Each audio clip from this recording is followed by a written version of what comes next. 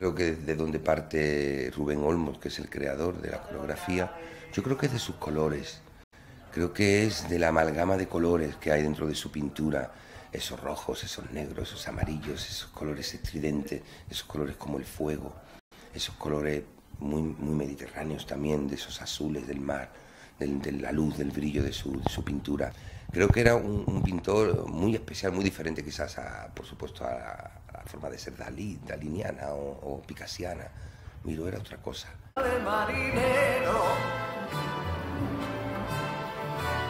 ¿qué le voy a hacer si yo nací en el Mediterráneo? La forma de sentir del catalán, que siempre tiene una cosa como los niños, ¿no? Él decía, me llevo 70 años aprendiendo a pintar, trabajando para aprender a pintar como un niño. El catalán tiene esa cosa, toda su cultura es en redondo, la sardana, los castellers, se suba la canalla. Cuando tú comprendes cómo es ese sentir, el sentir de la mona, cuando se celebra la mona, San Joan, entonces cuando empiezas a sentir del pueblo catalán esa cosa simpática, ese humor que tenía él siendo muy huraño, que es un humor soterrado, el catalán siempre es como un niño, ¿no?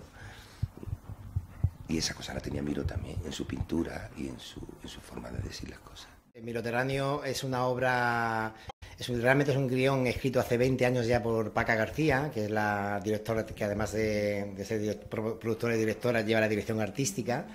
Lo que pasa que, bueno, en aquel momento no se dieron las circunstancias óptimas para desarrollarlo. Paca cuando escribió ese guión lo escribió para Antonio Canales.